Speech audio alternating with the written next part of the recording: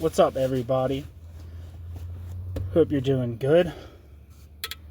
This is chapter 2 of part 3 of Ingo Elbe's Marx in the West, the new reading of Marx in the Federal Republic since 1965. Part 3 of the book is titled Crisis of Revolutionary Theory. And chapter 2 is titled Practical Model of Revolution versus Critique of Political Economy.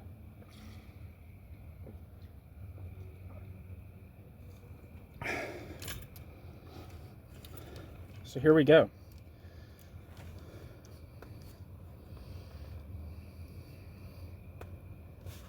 The critique,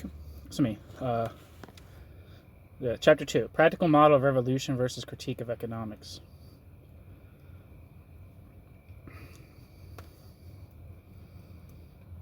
See, the Google Translator doesn't always translate things the same way.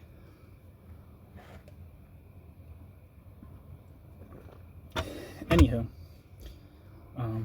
let's party. The critique of historico-philosophical constructs within Marxism is not the exclusive domain of the new Marx reading. It was already being formulated from the, quote, philosophy of praxis perspective of Western Marxism.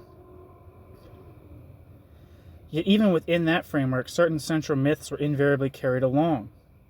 The theoretical demonstrability of the working class as a revolutionary subject was generally left unquestioned. Historico-philosophical aspects of Marx's work were typically denied, and the critical potential of Marx's later works was not sufficiently utilized to ground this critique.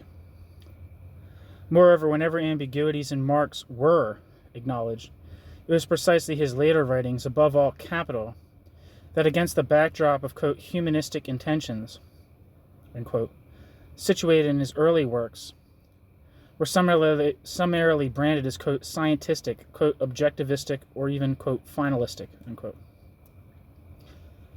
In this regard, a work by Thomas Meyer, dating from 1973, occupies an intermediate position.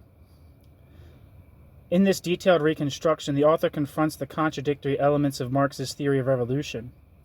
It disregards the findings of the critique of political economy and approaches Marx's late works in a time-honored Western Marxist fashion.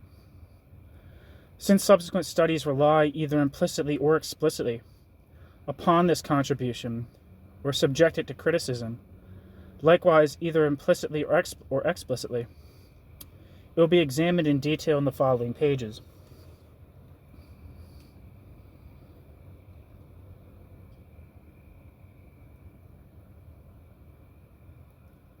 Meyer identifies a, quote, deep-seated structural ambivalence in Marxian thought, unquote, or more precisely, quote, interferences in the conception of the proletarian subject, unquote, as the source of conflicting interpretations of Marxian theory.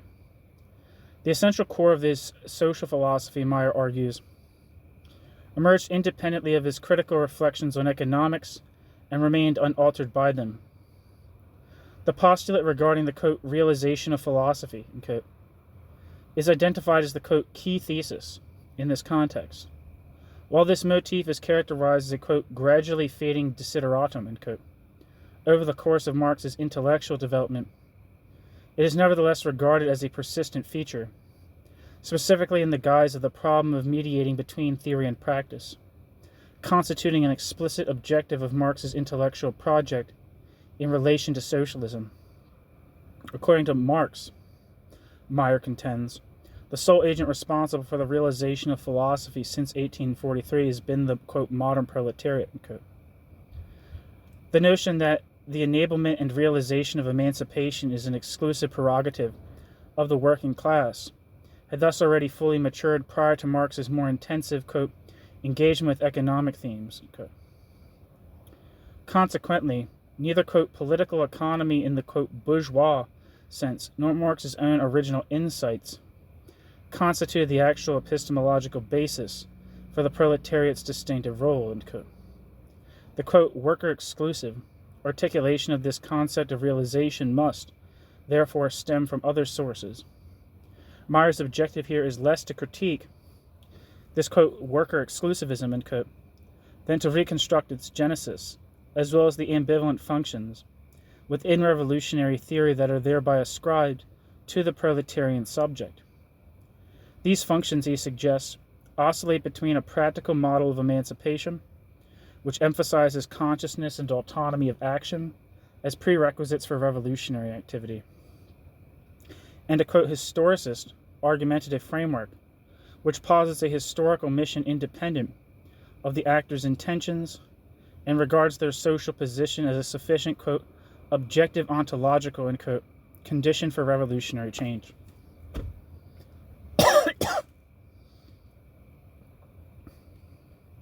1. The realization motif.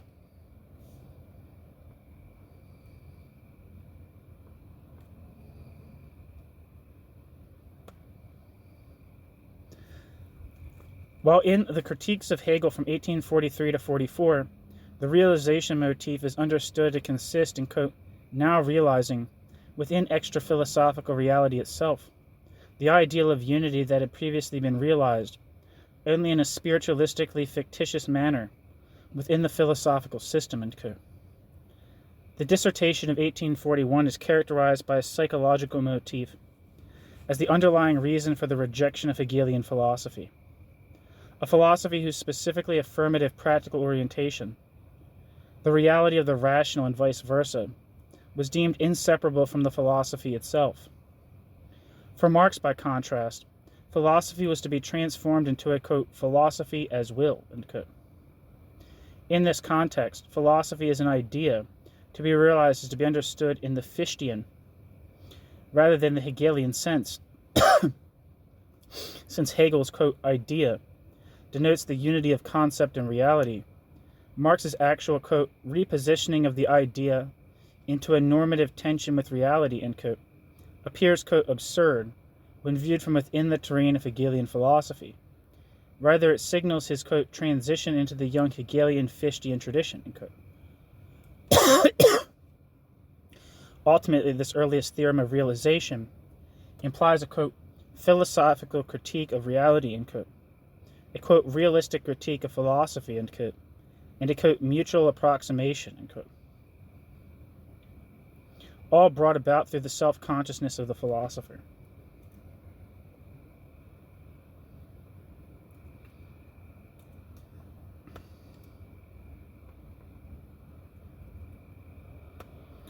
During the rationalist liberal phase of Marx's theoretical development from 1842 to 1843, the debating bourgeois public sphere, conceived as a, quote, association of free people who mutually educate one another, end quote, was regarded as philosophy's primary, quote, partner in science, end quote.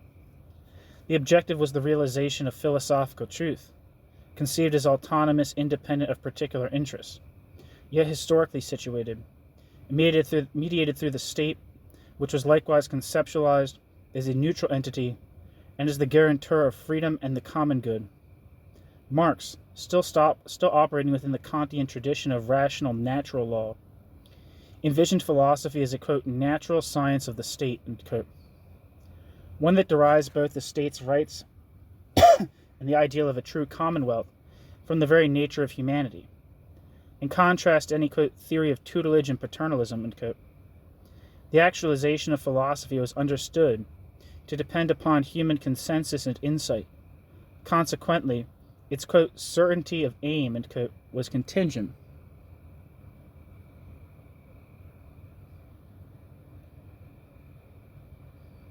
Rendering its mode of realization inherently, quote, practical.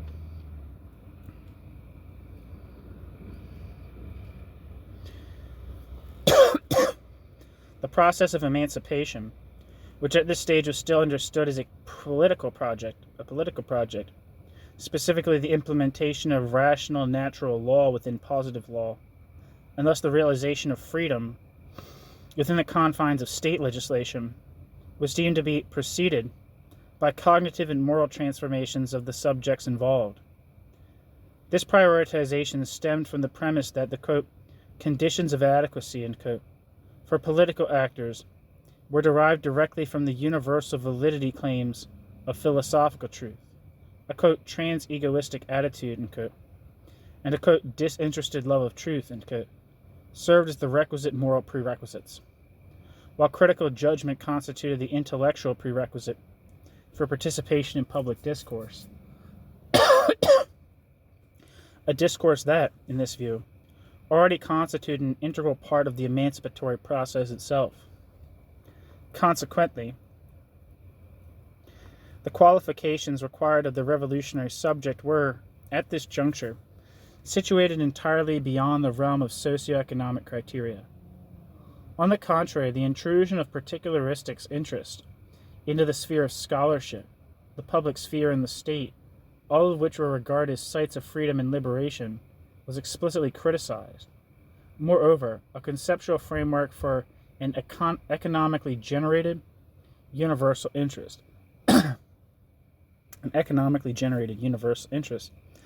one commensurate with the general welfare and universal truth, had not yet come into view. Indeed, Marx at this stage even regarded poverty and educational deficits as obstacles to political emancipation. In contrast to the historico-philosophical, quote, dilemma of inevitability, end quote, which views the actions of agents as constitutive to the revolutionizing of social conditions, yet simultaneously sees these actions as determined by the iron laws of history and social circumstance, thereby decoupling them from both knowledge and autonomous agency. Theoretical certainty within the, quote, Enlightenment model, end quote, relates, quote, solely to the content, end quote, but not, quote, to the realization of the envisioned goal, end quote. According to Meyer, this synthesis of an absolute philosophical claim to truth, a social philosophy grounded in natural reason, and a practical model of realization is found exemplarily in Kant or in Fichte's Characteristics of the Present Age. In these works, too, quote, that which is known with certainty can be realized only through practice, since its reality consists in the very attitude of the individuals involved, end quote.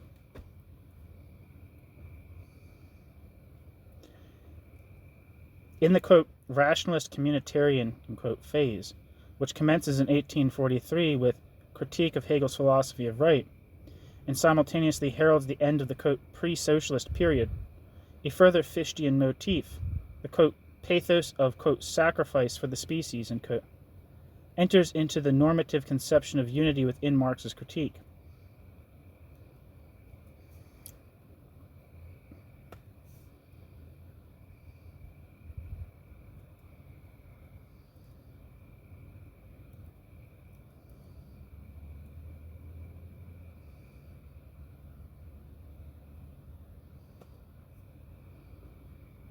Alongside Feuerbach's concept of identity, conceived as a religion of love, and Moses Hess's critique of the dichotomy between the individual and the species, which diagnosed the state as an, quote, unreal truth, end quote, and civil society as a, quote, untrue reality, end quote, Meyer regards Fichte's approach as a genuine source of Marx's social theory, as articulated in Critique of Hegel's philosophy of right and On the Jewish Question. Fichte's philosophy of self-sacrifice aims at the, quote, unconditional rejection of all individuality, end quote, a normative postulate directed at social actors, demanding a renunciation of, quote, species forgetting, end quote, self-indulgence and egoism. Building upon this, Meyer argues that Marx's intention was the practical sublation of the fragmentation of the modern world, divided into the functional spheres of civil society and the state, and consequently the sublation of the fragmentation of individuals into private owners, bourgeois, and citizens, citoyens. It aimed, in short, at the sublation of all self-alienation, understood as the internal conflict between egoism and the common good acting as the, quote, interaction norms, and, quote, governing social actors. Meyer identifies the generalization of the norms of the, quote, species being, norms that prevail within the state but are explicitly excluded from civil society, and by extension the sublation of the separation of these spheres as the core content of Marx's concept of human emancipation. According to Meyer, Marx locates the root cause of these divisions, following the pattern of individualistic theories regarding the constitution of the social realm, in the, quote, dominance of egoistic need, unquote, which becomes, quote, institutionalized in the forms of private property and money. Consequently, even in the writings under discussion here, Marx's model of emancipation remains a practical one in which, quote, changes in attitude are accorded primacy, both temporally and substantively, end quote, and which must be distinguished from the, quote, Hegelian tradition of a categorical, quote, algorithm of emancipation that extends autodynamically into reality, end quote. Even at this early stage, Mayer's direct leap from an idealistic, moralistic diagnosis of social alienation, which he projects from Fichte onto Marx, to the possibility of a non-deterministic understanding of revolution, and vice versa, is perplexing. If changes in attitude and cognitive learning processes constitute the fundamental preconditions for emancipatory change, this does not necessarily imply that social relations are merely the result of such attitudes and cognitive processes, as Mayer presumes. Indeed, as early as On the Jewish Question, Marx speaks of money as the alienated essence of social labor, not as the product of egoistic mentalities, which Mayer evidently must regard as having fallen from the sky, given that he claims they are only subsequently stabilized and determined by their institutionalized forms. In this context, Helmut Reichhelt's interpretation, which traces alienation back to the historically specific conditions under which labor is socialized, is explicitly rejected. Admittedly, Marx's choice of words On the Jewish Question remains in a somewhat disconcerting manner, oriented toward the rhetoric of his opponents. For instance, he appropriates anti-Semitic tropes linking, quote, haggling with, quote, Judaism, in order to critically deploy them against the young Hegelian zeitgeist, and specifically against Bruno Bauer's refusal to grant political emancipation to Jews qua Jews. Or he frames the relationship between civic freedom and religious particularism using the young Hegelian terminology of a philosophy of history centered on the realization of the human spirit. Yet Mayer transforms these purely terminological echoes into substantive conceptual linkages. Furthermore, his thesis that the Aufhebung, sublation, of alienation, insofar as it concerns the norms of action institutionalized within the state, can only be explained as a normative decision on Marx's part, since otherwise the fundamental schism could just as plausibly be resolved from the side of civil society, abstracts away from all the analytical indications found in On the Jewish Question, and above all in the critical notes on the article titled The King of Prussia and Social Reform, regarding the objective necessity of state regulation to manage the antagonisms inherent in civil society.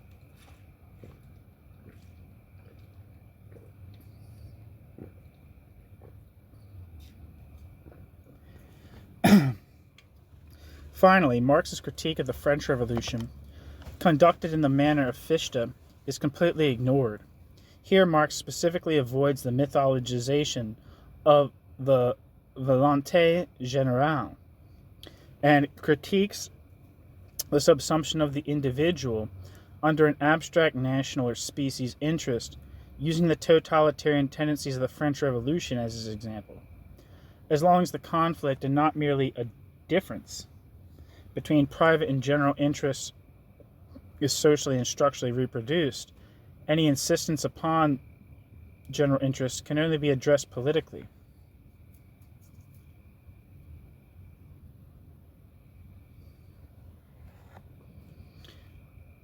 So I'm going to repeat that. As long as the conflict, and not merely a difference, between private and general interest is socially and structurally reproduced, any insistence upon the latter can only be addressed politically. In the extreme case, the elimination of the representatives of, quote, particular interest, that is, the endeavor, quote, to annul the expression of life of this society in individual persons, end quote, becomes the inevitable fate of any attempt to enforce the common good on a bourgeois basis. Here, quote, political life attempts to crush its own presupposition, bourgeois society and its elements, and to constitute itself as the true contradiction-free species life of man. Yet it is able to do this only through violent contradiction against its own conditions of existence, end quote. In communism, by contrast, the aim is, quote, to assert neither egoism against self-sacrifice nor self-sacrifice against egoism, end quote. That is to say, quote, the so-called general will vanishes to make way for the real will of the cooperative, end quote.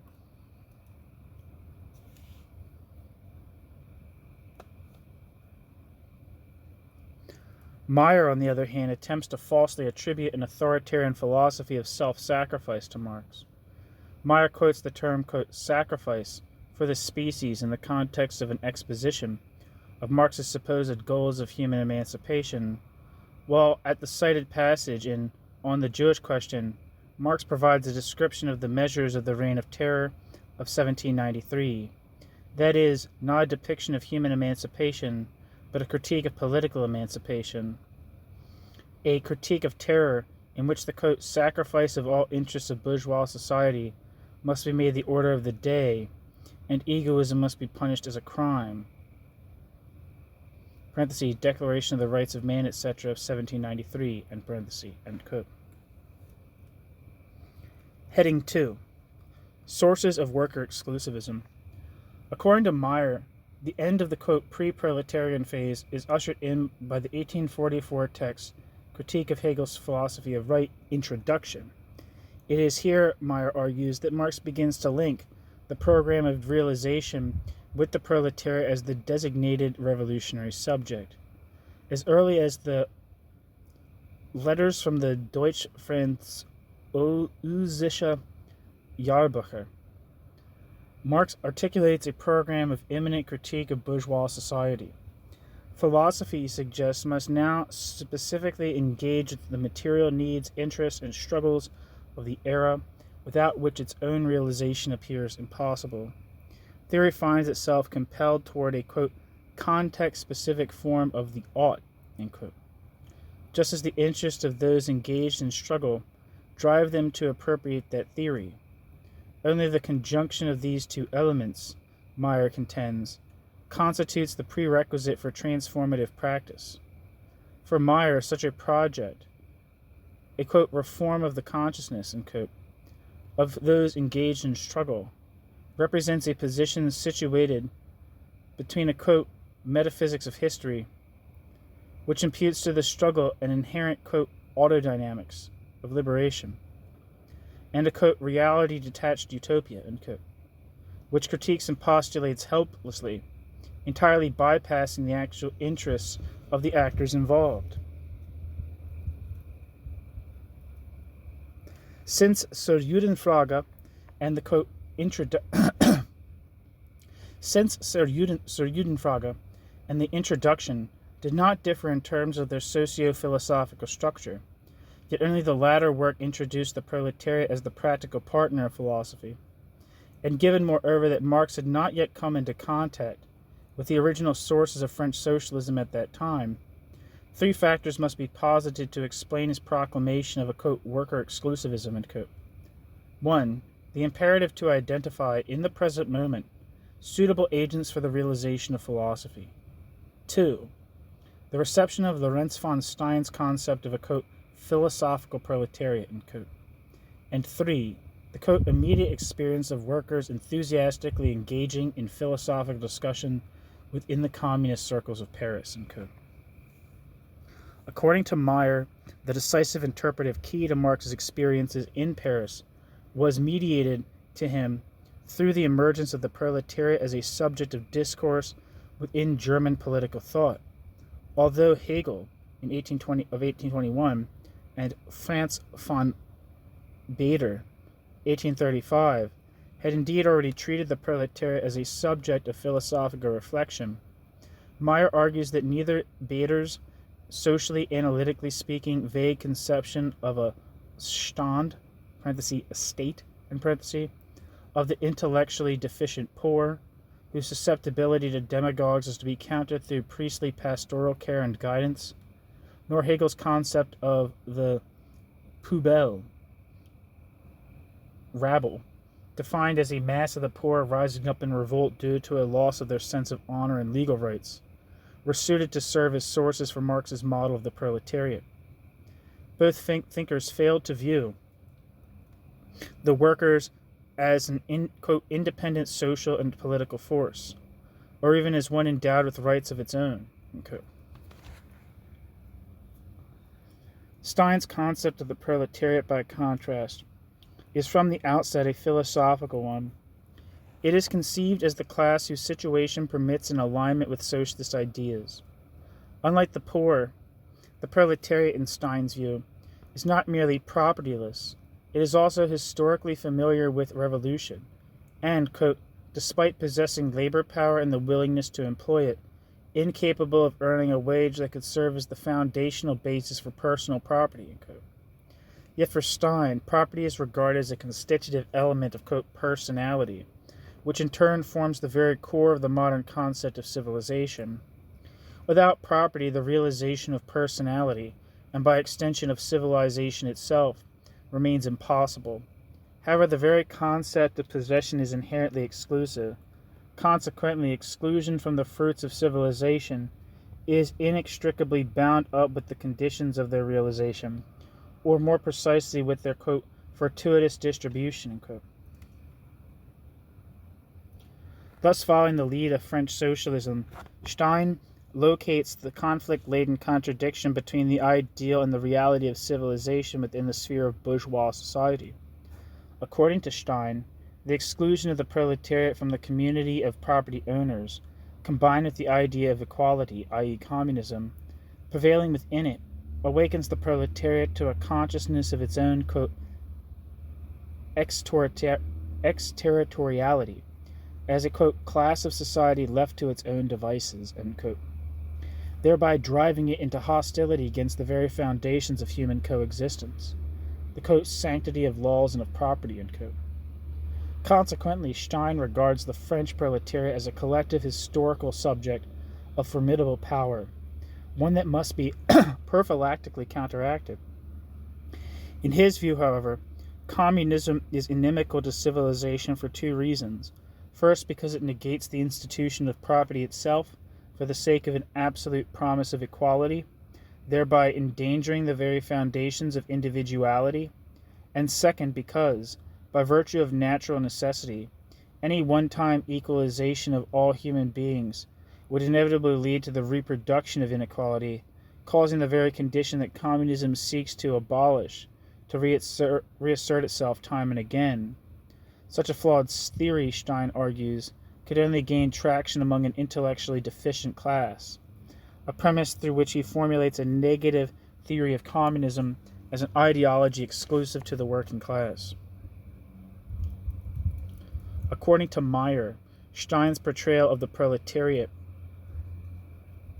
as a collective subject emerges from, quote, structurally determined propertylessness, end quote, and appearing in its revolt against bourgeois society as the, quote, embodiment of a philosophy, end quote, exhibits central features of Marx's conception in the introduction. Even Marx's positive turn, casting the working class as the agent of human emancipation, is, in a mirror image fashion, bound to Stein's negative thesis of working class exclusivism.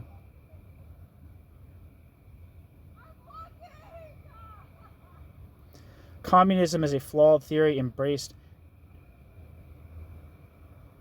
Sorry, where am I?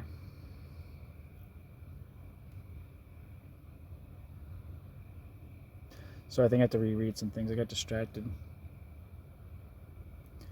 According to Meyer, Stein's portrayal of the proletariat is a collective subject emerging from, quote, structurally determined propertylessness, end quote, and appearing in its revolt against bourgeois society as the, quote, embodiment of a philosophy, end quote, exhibits central features of Marx's conception in the introduction. Even Marx's positive turn, casting the working class as the agent of human emancipation, is, in a mirror image fashion, bound to Stein's negative thesis of working class exclusivism. Communism is a flawed theory embraced due to intellectual inadequacy.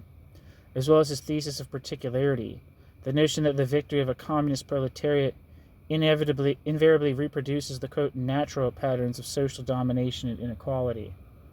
From this philosophically prefigured perspective, Marx subsequently interpreted his own experiences with workers, a point substantiated by a letter to Feuerbach dated August 11, 1844. In the gatherings of German and French workers, Marx thus discerned the criteria, both moral and intellectual, of a subject acting, quote, at the level of the philosophical principle, unquote.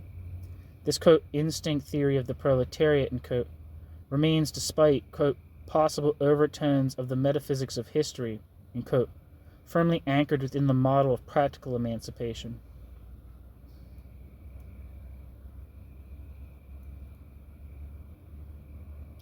In the introduction, Marx now takes up Stein's theses, albeit with a positive reinterpretation. According to Marx, a radical theory has a prospect of success only if it is met in social reality by a corresponding need for emancipation. He identifies such a need within the working class, a class which, as a particular element of bourgeois society, simultaneously serves as the representative of universal human emancipation. However, according to Meyer, the justification for this thesis of universality is neither, quote, economically nor historically motivated, unquote, but is rather the result of a, quote, semantic game, unquote.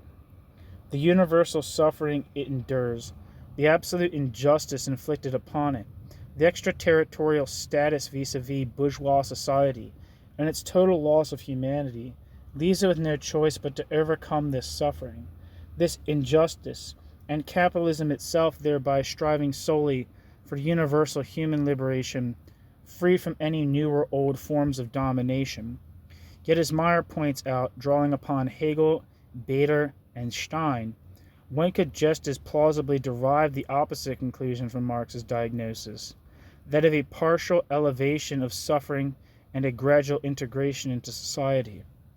Even the obvious objection to this critique, namely that the, quote, radical chains refer to an invisible structural yet all-encompassing dependence of the owners of labor power, and that the, quote, absolute injustice, which can provoke nothing other than a claim to, quote, human title, unquote, refers to the fact that the proletariat as a class cannot liberate itself from economic exploitation without abolishing such exploitation entirely, does not suffice to cast doubt upon the untenability of Marx's conclusions. Are these interpretations, derived from the late works, of this highly vague and moralizing terminology not, first and foremost, mere projections? Since, quote, injustice and, quote, suffering are not categorical equivalents to, quote, exploitation, or the, quote, compulsion to sell one's labor power, end quote, and they do not, in fact, fail to achieve, and do they not, in fact, fail to achieve precisely what Marx intended with his argumentative strategy, to demonstrate the connection between the existential situation of the proletariat and its presumed needs that are as radical as they are universal. To bolster the thesis of worker exclusivity, which by means of the universality thesis Marx had cast in a positive light, he furthermore introduced into his definition of the proletariat, quote, without further socioeconomic substantiation, quote, a, quote, theory of degradation, quote, by virtue of the premise that the modern working class, in contrast to, quote, natural poverty, quote, constitutes a, quote, mass of human beings emerging primarily from the dissolution of the middle class, quote, and born of industrial development. This theory serves to refute the imputation of intellectual deficiency within the proletariat, an imputation otherwise suggested by the fact that its members underwent their primary socialization amidst wretched living conditions. Quote, only the convergence of a middle-class personal background with a dispossessed socioeconomic status constitutes a sufficient condition for the formation of a proletariat in the Marxian sense advocated here, end quote.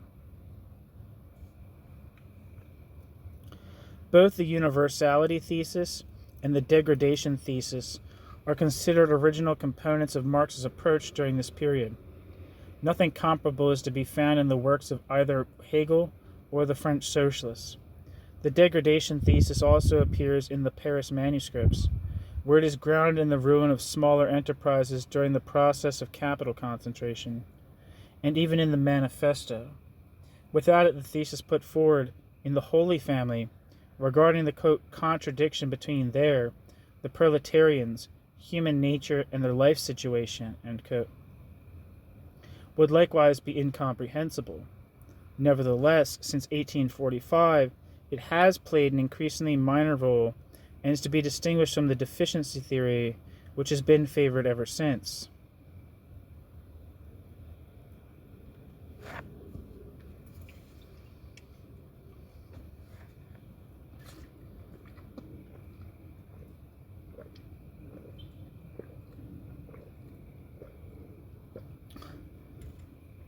Heading 3. Alienation is a matter of attitude. According to Meyer, the Paris manuscripts of 1844 mark the end of the pre-economic phase. Here drawing closely upon Moses Hess's Fichtean approach to a, quote, philosophy of action, end quote, Marx develops a theory of alienated labor that places its emphasis on the, quote, problem of misguided attitudes and the imperatives for attitudinal change to be derived therefrom, end quote. While regarding the, quote, institutional side of the alienation process, conversely as a phenomenon resulting from this, end quote. Hess reformulates in a socio-philosophical manner Fichte's cognitive theory regarding the positing of the non-ego by the ego, a theory which sought to dissolve the alien character of the objective world into the absolute freedom of self-consciousness through reflection upon this spontaneous act of positing. In this reformulation, private property is interpreted as the result of an individual, quote, mode of being, and of, quote, greed that remains fixated on the past of one's own activity, dominated in this way by the past of their own doing, a past that is simply identified with the products created. Labor congeals into a, quote, unfree act, only a, quote, moral change of disposition, end quote, one that reorients itself away from the past of what has been done and toward the present of the doing itself, understood as an end in itself, can bring about social freedom. Hess thus identifies an interest in and a fixation upon material products, conceived as the objective of a, quote, externalization of which the subject remains unaware. With alienation, conversely, he identifies the turning away from this, quote, grossly material interest in the product, that is, the attitudinal shift whereby the activity itself becomes the end rather than merely the means, with the Aufhebung, sublation of alienation. To be sure, Hess, too, proclaims the necessity of institutional reforms, without which he argues, quote, true social freedom, end quote, cannot be attained. Yet, given his diagnosis of alienation as the product of greedy attitudes, this demand remains, according to Meyer, quote, not entirely intelligible, end quote.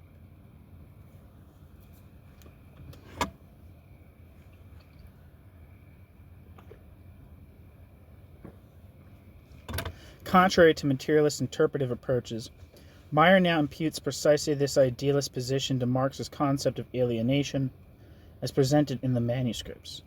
In doing so, he elaborates upon his thesis of an idealist theory of constitution as a necessary implicate of a practical model of emancipation.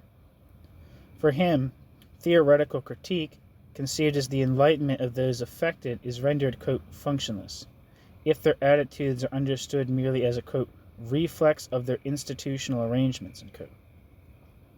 Liberation in such a view would then be, quote, explicable only by way of an objectivist teleology of history, end quote. It will become evident later on that this linkage between a materialist theory of the constitution of social unfreedom and historical determinism can be rendered plausible only if the former is associated with a fateful delusion on the part of the actors involved. However, as will yet be demonstrated, this delusion is as much Mayer's own invention as is the subsequent supposedly, quote, Marxian theory of alienation.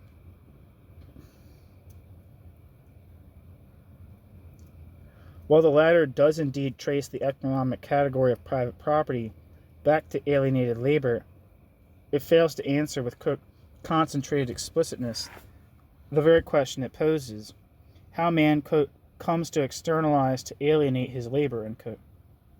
Consequently, the answer must be reconstructed from scattered remarks.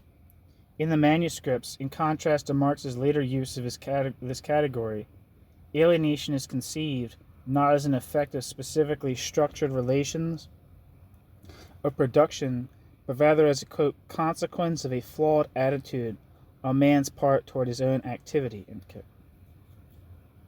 Three textual passages, which are, to say the least, unconvincing, are now cited as, quote, evidence for this claim. First, Mayer points out, quote, that in approximately 14 places in the Paris manuscripts, Marx censors the flawed attitude associated with private property, labeling it, quote, egoism, the, quote, sense of having, quote, greed, etc., end quote. However, this does not constitute evidence that Marx thereby conceives of these attitudes as the causes of alienation. A closer examination of these passages reveals precisely the opposite of the thesis regarding a substantial adoption of Hess's ideas. The, quote, sense of having, for instance, which Marx condemns, is understood by him as a result of the relations of production.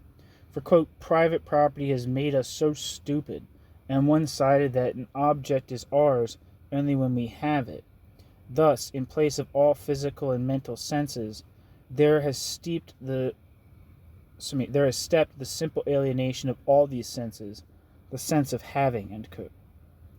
As further, quote, revealing evidence, Mayer now cites the following passage, quote, but an analysis of this concept reveals that, while private property appears to be the ground, the cause of externalized labor, it is in fact a consequence thereof.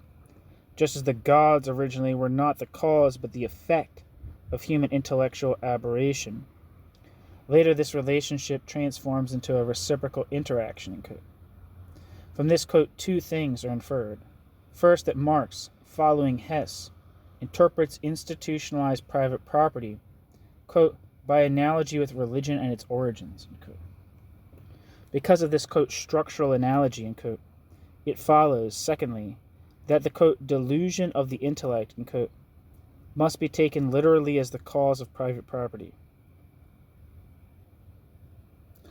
That is to say, Mayer interprets the, quote, isomorphic structure of religious and economic alienation as a direct continuation of Hess's motif of an idealistic philosophy of action, rather than as a socio-theoretical rearticulation of Feuerbach's problematic regarding the, quote, reduction of the human world to man himself, end quote. For, quote, man, as Mayer pointedly overlooks, is even for the Marx of the introduction, quote, no abstract being squatted outside the world. Man is the world of man, state, society, end quote. That is the later, quote, ensemble of social relations, end quote. Quote, this state, this society, end quote, Marx states with commendable clarity, quote, produce religion, a distorted world consciousness, because they are a distorted world, end quote.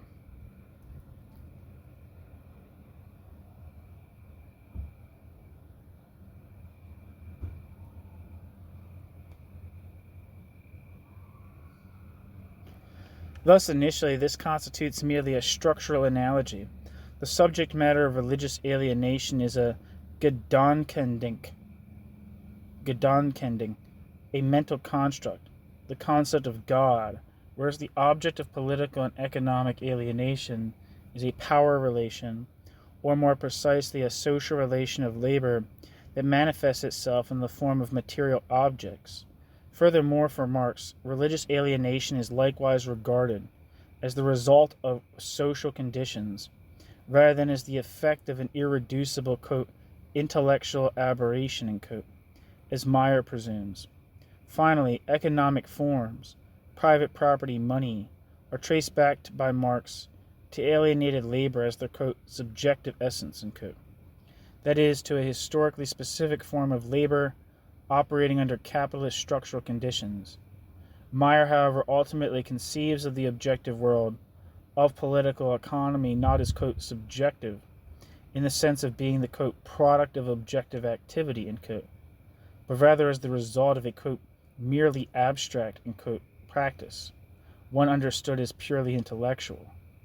Meyer is compelled to sidestep the question of how this all-causative attitude entered the world, or more precisely, entered people's minds, and indeed the minds of all individuals within the society in question, and how it could, quote, in the first place, end quote, give rise to, quote, external control over human labor, end quote. To this end, and to avoid arguing in complete disregard of the textual evidence, Meyer fabricates the thesis that private property, as the result of misguided attitudes, acquires a, quote, relative independent weight, end quote, and thereby generates a, quote, feedback mechanism, end quote, that leads to Marx's secondary demand for its abolition as an institution. While Meyer's entire construction of an idealistic object theory in Marx's work up to 1844 constitutes a projection, indeed one must simply note the absence of any unequivocal philological evidence to support it. It is nonetheless bolstered by the still unresolved problematic within the manuscripts regarding the relationship between structure and agency. Interpreters who argue consistently from the standpoint of Marx's later works points out that Marx begins his outline of a genetic theory of economic forms with a complex relationship, that of wage labor and capital understood as a, quote, reproduction relation, quote, which is initially elucidated by examining the relationship between the producer and the product under these specific conditions.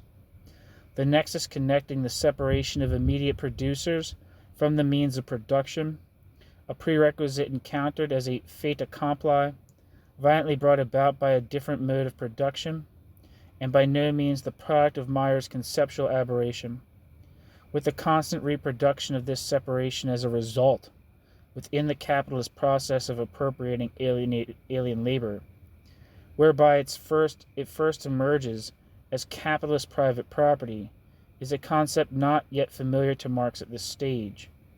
In 1844, his approach still lacks an adequate concept of exchange-mediated dis-appropriation,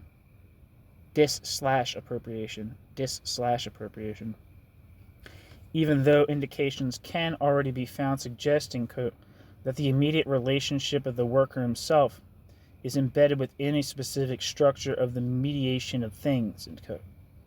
Meyer systematically overlooks these indications.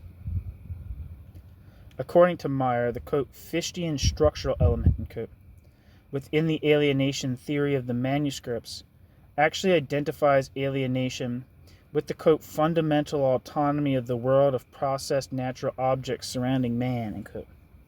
Yet this assertion, too, flies in the face of the textual evidence, Fichte's conception of absolute freedom, and Hess's thesis regarding the overcoming of limitation through the products of activity as the, quote, sublation of natural determinacy into self-determination, end quote, is, rather, precisely because the social quality of the act of production and of the products themselves plays no role. Nothing other than the very conflation of alienation and objectification that Marx criticized in Hegel, as well as the preservation within the very, quote, sublation of alienation of an objective world whose specific nature remains entirely unchallenged. For this sublation, in turn, is conceived merely as the acknowledgement or recognition of objects as forms of the self-externalizing subject. Such a realization of, quote, being at home in the other, end quote, this mere, quote, change of attitude, end quote, is precisely what Marx regards as the, quote, root of Hegel's false positivism, or as merely apparent criticism, end quote, representing the logical consequence of a strictly idealist mode of alienation. Nor does the final textual citation adduced by Meyer actually support the interpretation the author attempts to impose upon it. Marx's critique of communism, it is claimed, targets the inadequacy of an abolition of private property that is purely, quote, externally, socio-structural in nature, effected that is, without any accompanying change in attitude. Yet nowhere does Marx actually state this. Consequently, Meyer cites a single sentence describing, quote, crude communism as the, quote, expression of private property, end quote, only to hasten to add in a subsequent aside that this, quote, private property, end quote, is in fact merely the aforementioned, quote, sense of having, end quote. However, as has been shown, Marx neither traces private property back to this meaning, nor is his critique directed toward an abolition of private property that is merely, quote, institutionally, end quote, sufficient.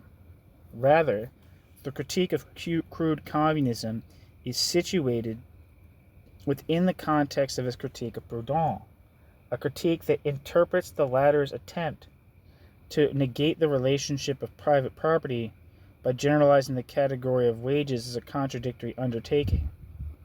Wages, Marx argues, must instead be recognized as an inherent moment of alienated labor.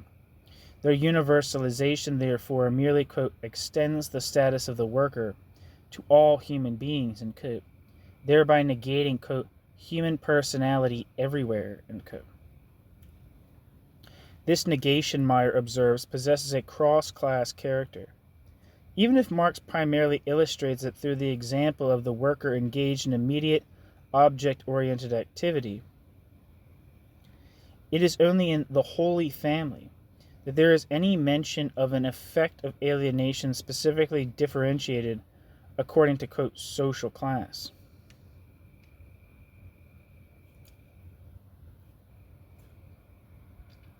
The Holy Family also reveals Bakunin's reflections from 1842 as a further source for Marx's thesis of universality. Meyer now attempts to strip this dialectical schema, mediated via Hegel and Bakunin, of its, quote, speculative horror, end quote. This schema portrays the, quote, party of emancipation, end quote, as the self-negating negation of the human being under capitalism, and Meyer reinterprets it, quote, from the perspective of Bruno Bauer and Moses Hess, end quote. These figures employed the thesis of dehumanization in the sense of a, quote, practical conditional, end quote, alienation, which the philosopher identifies theoretically as a misguided attitude on the part of the masses, becomes a genuine problem for those masses only through the experience of it, quote, in their own flesh, end quote. The topos of an inherent tendency toward the intensification of both social misery and societal antagonisms, embodied in the thesis of dehumanization, is therefore anything but a historicist deterministic construct. Rather, it represents a, quote, calculus of practical life, end quote. The, quote, conception of a practical compulsion toward potential changes in attitude, end quote. The proletariat's claim to universality is thus grounded not in a pre-existent structure of interests, but in its, quote, privileged capacity for experiencing, end quote, the inadequacy of, quote, community-building patterns of interaction, end quote. Its revolutionary motivation draws its energy from the, quote, imperious nature of its existential situation. The function of the thesis of, quote, worker exclusivism, end quote, within this practical model of revolution is, therefore, to demonstrate a, quote, condition of probability, end quote.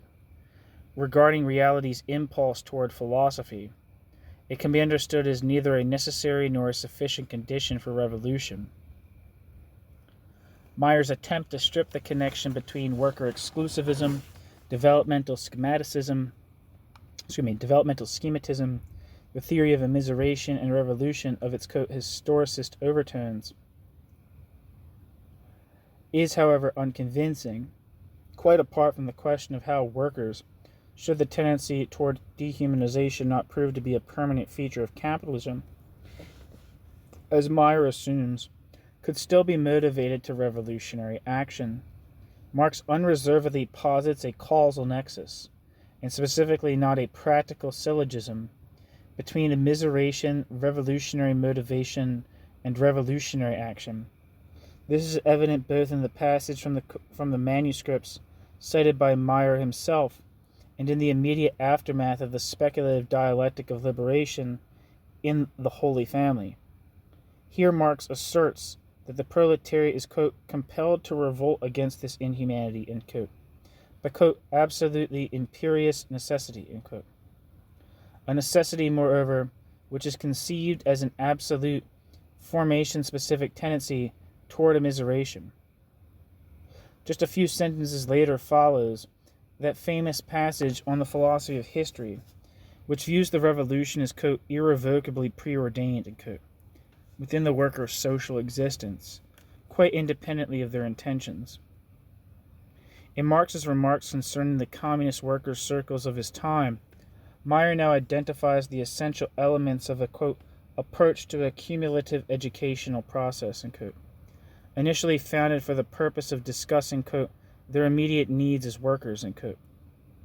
These circles soon make, quote, their needs as human beings, end quote, a subject of both, quote, mutual instruction, end quote, and practical cultivation. Through their internal group dynamics, they are to practically anticipate the model of a communal existence as an end in itself.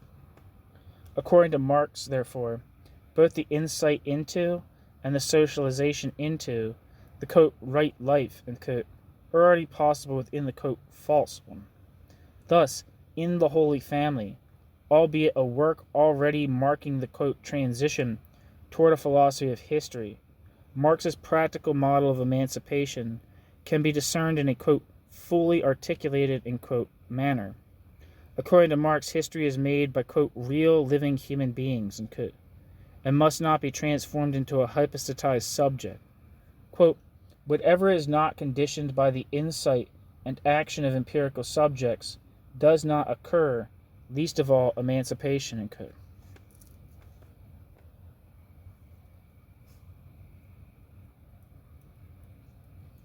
New heading, heading 5, Deficiency Theory and the Problem of Mediation. According to Meyer, Engels not only provides crucial impetus for Marx's critical economic investigations through his study titled Outlines of a Critique of Political Economy of 1844, with his empirical report on the conditions of the working class in England of 1845, he also decisively shaped Marx's conception of the proletariat. Engels, it is argued, portrays a proletariat that is, quote, dehumanized by catastrophic housing conditions, inadequate educational opportunities, constant overwork, and de-skilled, hollowed-out labor, and, quote, deficient when compared to the, quote, normal subject, end quote, of the ruling class, a proletariat that structurally lacks the intellectual and moral prerequisites for emancipatory action, even if, in stark contrast to these very descriptions, he cannot refrain from attributing to this specific class an exceptional humanity and a philosophical sensibility.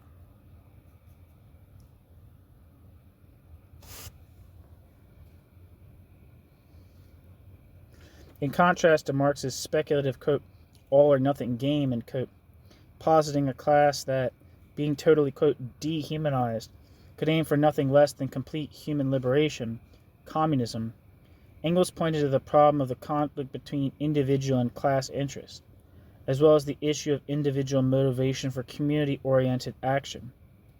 The worker, he argued, would rather settle for the bare minimum than possess nothing at all, and was scarcely capable of deferring the gratification of his needs for the sake of longer-term goals. Marx now unreservedly embraced this, quote, deficiency theory of the proletariat, end quote, as articulated by Engels. As he increasingly immersed himself in economic literature and situated his expectations of revolution within a long-term perspective, the theory of degradation lost plausibility for him. He now had to reckon with individuals who had been socialized into the proletarian milieu, quote, from infancy, end quote. The assumption that the working class suffered from a chronic deficiency, perpetuated by the inherent tendency toward impoverishment, also served as the backdrop for his diagnosis of a, quote, spontaneous disenchantment, end quote. The premise that religious illusions or bourgeois moral concepts held no currency for nor existed within the working class, since the working people, by virtue of their living conditions, lacked, quote, all subjective preconditions for their reception, unquote. Consequently, and in sharp contrast to his idealized portrayals of 1844, Marx now viewed the proletariat's capacity to assimilate socialist theory with profound skepticism. However, his deficiency theory, grounded as it was in social theory, differed from those theories used to legitimize domination, such as those of Locke or Aristotle, in that it understood intellectual and moral inadequacy as an effect of social positioning rather than in an anthropological vein as its cause. However, from the perspective of revolutionary theory, this places her in the difficult position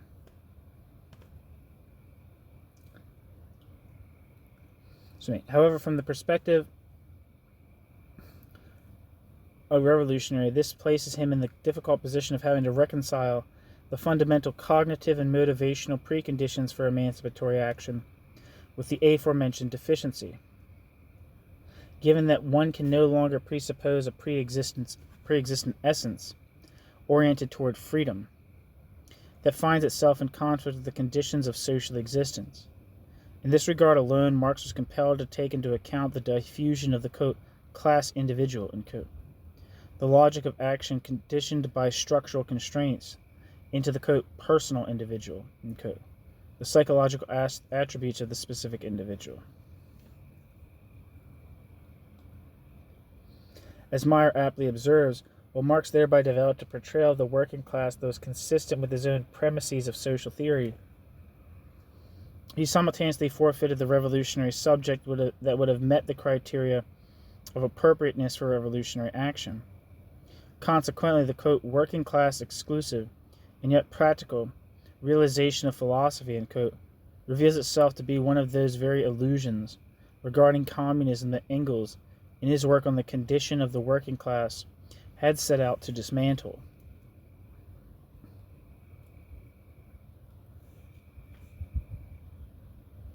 New heading, heading 4, the institutional turn and the theory of the world spirit.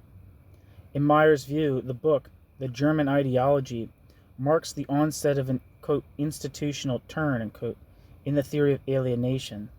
Alienation is now no longer conceived as being caused primarily by a lack of enlightenment and moral immaturity, that is, by spiritual moral, quote, pathologies, but rather by the structures of the capitalist mode of production. This in turn creates a rift within Marx's theory of revolution. The problem of mediation, which emerged in 1845 in the guise of the, quote, deficiency theory, is now resolved by means of a, quote, theory of the world spirit of the proletariat, unquote.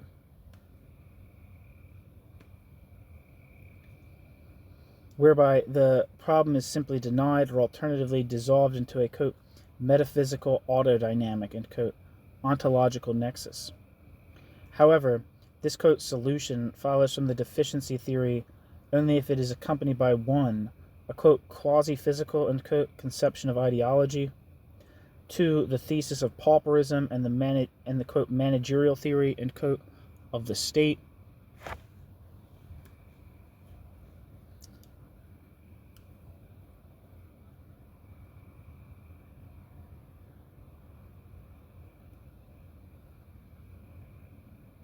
and three, a historicist understanding of science. Standing in opposition to this historico-metaphysical concept, however, is a, quote, approach of cumulative formation, and, quote, the components of which are 1, a, quote, voluntarist theory of ideology, 2, a gradualist conception of politics, and 3, an immanent ideology-critical model of science.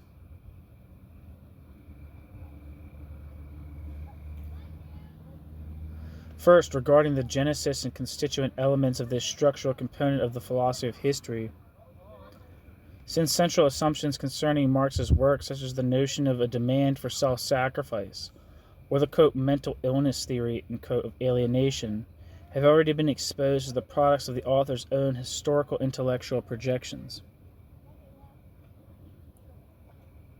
It has come as no surprise that he proceeds in a similarly tendentious manner in his interpretation of the German ideology. Admittedly, as Engels himself self-critically conceded, the anti-idealist thrust of the critique in this work does indeed give rise to certain reductionist passages,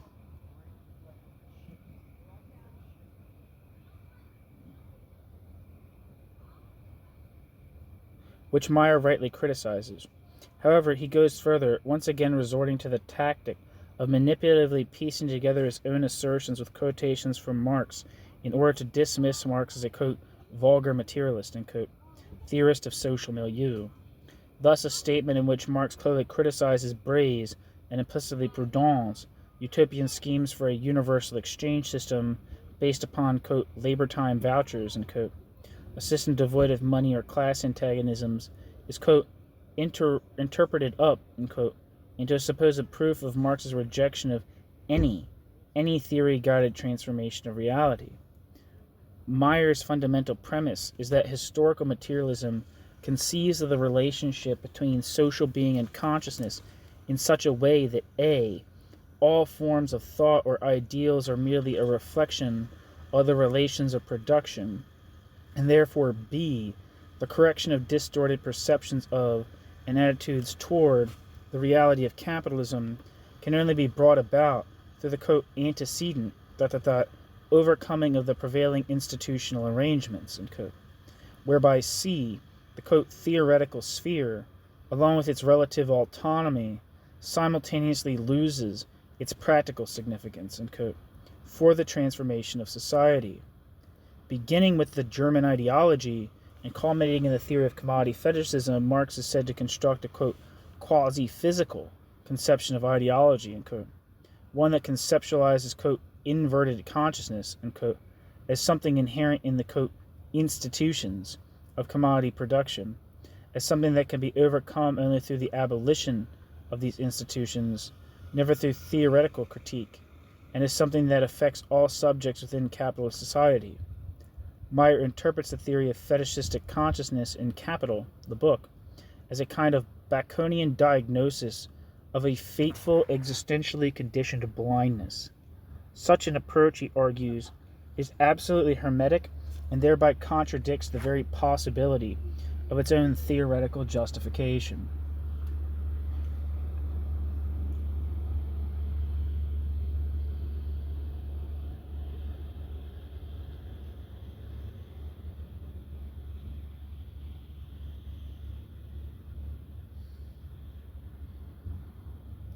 Yet here, too, the critique misses its mark.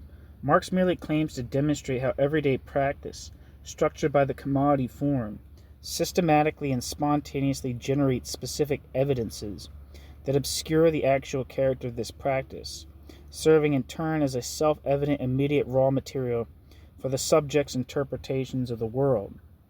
Economic fetishism, like all ideology, constitutes a, quote, intertwining of the true and the untrue, end quote. Fetishistic standpoints grasp a real moment of the social totality, a moment whose perception becomes false only when severed from its specific context of grounding and reference, in the sense intended by Capital. The book, quote, false consciousness, end quote, is indeed consciousness induced by its object, and therefore necessarily false, yet it is not for that reason externally inverted or impervious to clarification through scientific critique.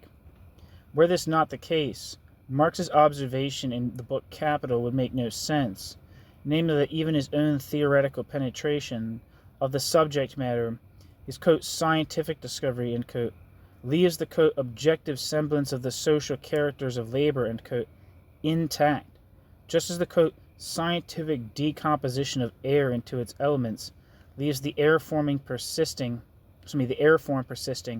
as a physical bodily form, end quote.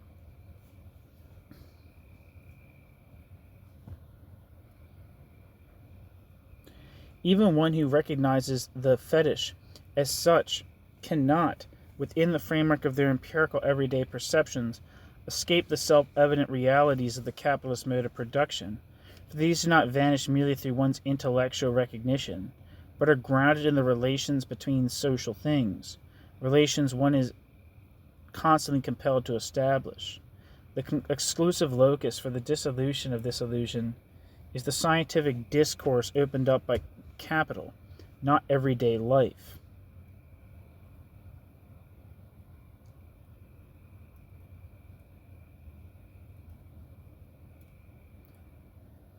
The task at hand, one that cannot be resolved through scientific means alone, thus consists in bridging the gap between theoretical insight and everyday practice.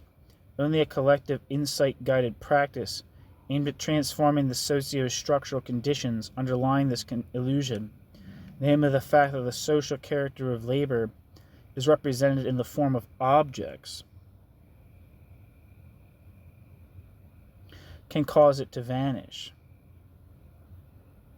Yet it is only through a theoretical critique of economics-based transcendence of the illusion that a historically specific, objectively mediated context of action possesses a natural immutable character, that commodities, money, and capital can even come into view as legitimate objects of action aimed at social transformation. This also constitutes the background to Marx's critique of Proudhon and other utopian socialists who proved incapable of achieving precisely this. It is upon this very nexus, this formal analysis, which can be meaningfully interpreted only through the lens of a practical model of revolution, that Alexandrina Moll would later insist in her argument against Meyer. Thus, within this model of ideology, any automatic mechanism of liberation is explicitly ruled out, and interventionist thinking is instead required. This point is missed both by theories, such as Meyer's, that completely reject the materialist conception of ideology as, quote, hermetic, and replace it with a crude, quote, priestly deception, unquote, theory, and by approaches such as those of Bischoff /SOST PKA that initially accept the theory of fetishism but can conceive of emancipation as a process of automatic demystification of capitalist forms of social intercourse brought about solely through objective economic development, that voluntarism is merely the negative image of this determinism. Already in the book, The German Ideology, Marx formulates a paradoxical model of emancipatory practice, according to which a, quote, institutional revolution serves as a prerequisite not only for the overthrow of the bourgeoisie, but also for the constitution of the proletariat as a revolutionary subject. In this conception, Meyer argues the working class's, quote, gravedigger function paradoxically precedes its, quote, builder function, unquote. A subject that carries out the revolution only constitutes itself as a revolutionary subject within that process, thereby inaugurates the concept of a radical transformation of society effected in an emancipatory manner, yet without the aid of insight, consciousness, or freedom of action. Furthermore, the hiatus between a, quote, deficient proletariat and a revolutionary subject cannot be resolved by recourse to a, quote, theory of the next steps, unquote, a model in which practical execution and theoretical insight are thought to mutually determine one another in a spiral-like fashion. Leading up to the revolutionary situation, act and insight. For here, it remains unclear how a, quote, progressive continuity, unquote, between these stages could be generated in the absence of any overarching insight or strategic objectives. Moreover, as Meyer points out, any gradual insight into the nature of the capitalist mode of production is, by virtue of the deterministic model of ideology employed here, quote, ruled out by premise, unquote. However, this chasm between ideology, a, quote, quasi-physical ideological barrier, unquote, and insight into the mechanisms of the system constitutes merely the first element of a, quote, dilemma of mediation, unquote, which Meyer identifies as having been present since the German ideology. The second element lies in the free rider problem, unquote, regarding the motivation of a proletarian individual, presumed within the context of economic competition to engage in rational utility maximizing behavior, to undertake class-oriented action aimed at securing collective goods. Thirdly, any reconciliation between the, quote, deficient and the, quote, revolutionary subjective status of the working class becomes a dilemma, owing to Marx's alleged rejection of the possibility of a, quote, gradual improvement in proletarian living conditions, end quote, or of, quote, political scope for action, end quote. According to Meyer, the second essential condition for a solution to the problem of mediation, approached from the perspective of the philosophy of history, lies in the, quote, managerial theory, end quote, of the state. In Marx's work, he identifies four distinct theoretical approaches to the state. 1. As early as 1842, Marx criticized the tendency of social actors to seek to transform the state into the, quote, manager of their interests, to make it the, quote, private property of private property owners, end quote. However, this critical method at this stage consisted of invoking the state, conceived as the locus and guardian of freedom, legal equality, and the common good, as a bulwark against the encroachment of particular interests. The state was thus understood as a sphere autonomous from the system of civil society. 2. In 1843, this critique evolved into one grounded in the dualism between state and society. Here, the objective reality of the universal, embodied in the state, was no longer merely defended against the intrusion of the particular. Instead, the universality of constitutional norms governing citizenship was now to be realized in a truly emphatic sense only through their active assertion within the economic sphere itself. Here, too, it was not the essence of the state that was called into question, but rather its merely illusory particular mode of existence, an existence artificially maintained in opposition to civil society. 3. By contrast, in 1844, most notably in the critical marginal notes, the, quote, end of politics was proclaimed. The political will, conceived as a distinct entity severed from civil society, was declared powerless to resolve the, quote, social question, end quote. The internal divisions within civil society were seen as the very condition necessitating the existence of a separate political will.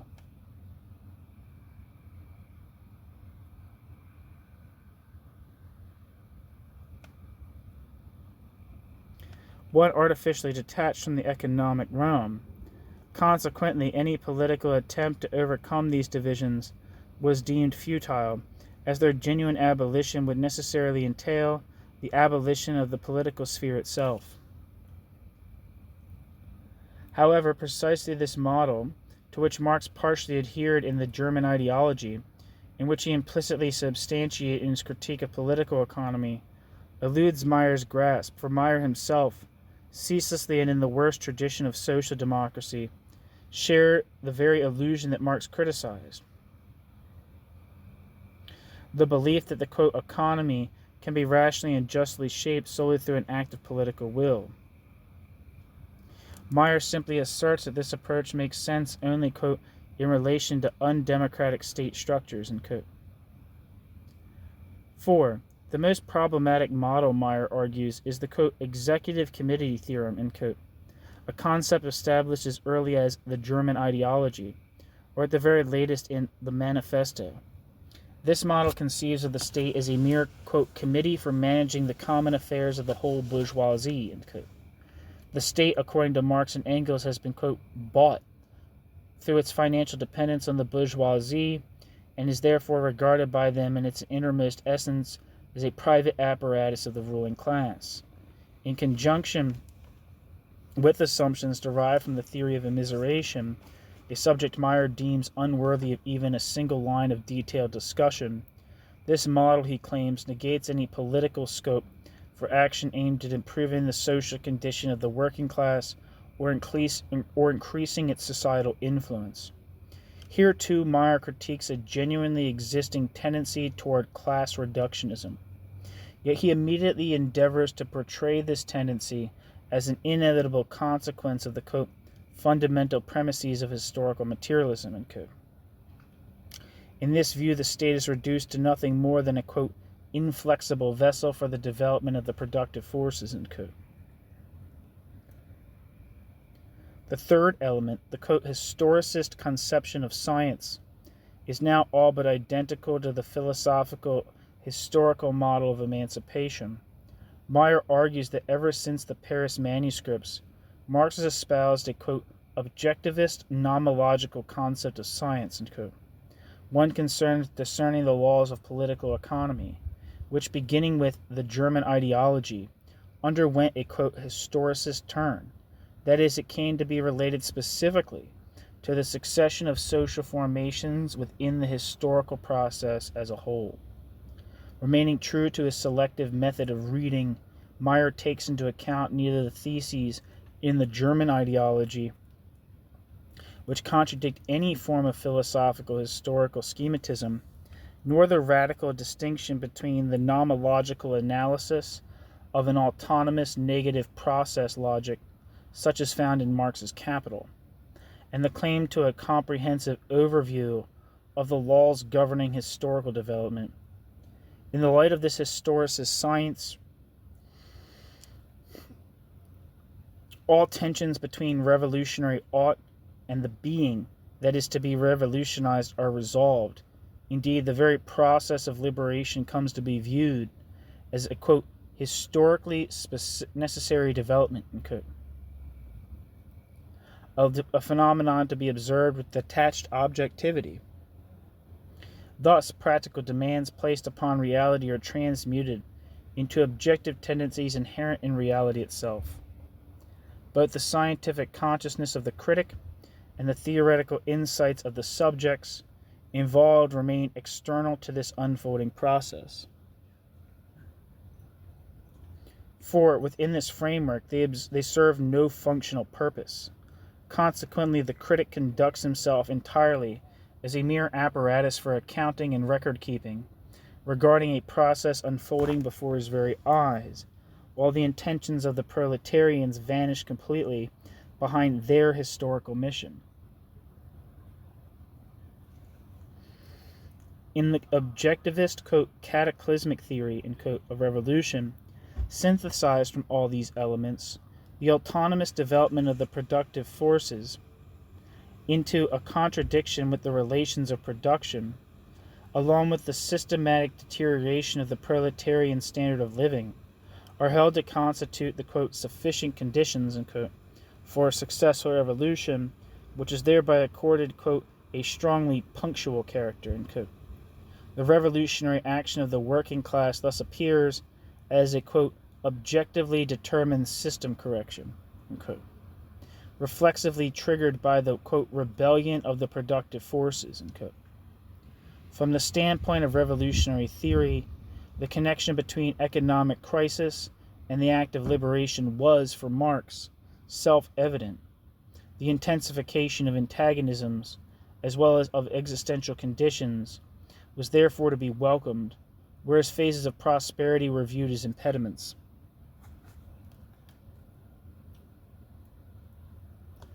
Meyer conceives of this objectivist metaphysical notion of emancipation as structurally analogous to Hegel's theory of the world spirit, or more precisely the, quote, cunning of reason. It entails, quote, the projective endowment of the proletariat's social locus of existence with the attributes of an enlightened and autonomously acting subject, and, the construction of individual proletarian subjects ex nihilo from this historical locus of existence, while abstracting from their empirical socioeconomic conditions of socialization, end quote.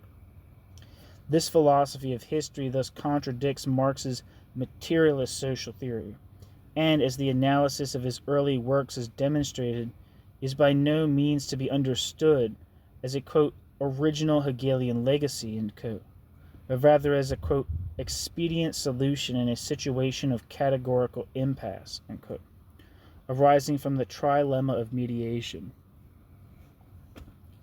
5. Elements of the practical model of heading 5. Elements of the practical model of emancipation. According to Meyer, the problem of deficiency admits of only one rational solution: the gradual transformation of the proletariat's socioeconomic conditions of individuation toward the successive attainment of the conditions of adequacy for emancipatory thought and action. In this context, the diagnosis of deficiency can claim validity only as a depiction of the scientific constellation of capitalist socialization, not as a set of general formal determinations. Meyer identifies just such an, quote, approach of cumulative educational processes, in the form of a, quote, self-correction, within Marx's work, a correction formulated, quote, in the spirit of his original approach, yet contradictorily overlaid by the paradigm of historical determinism.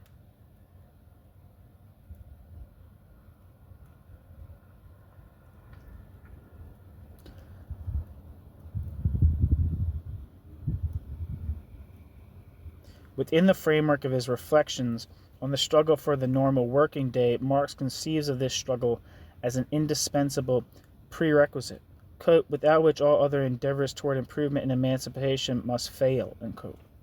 Meyer interprets this assumption regarding the possibility of improving the proletarian condition and its elevation to a factor of decisive strategic importance for the revolution as in itself a refutation of the concept of a, quote, economic law of motion of modern society, unquote, that asserts itself in a purely natural, spontaneous manner. It therefore appears all the more baffling that he fails to devote a single line to expounding his own understanding of this dynamic, nor does he deem it necessary to address Marx's theoretical economic grounding of the possibility of social reforms within capitalism. Instead, he unhesitatingly supplants the notion of economic laws with a statist voluntarism.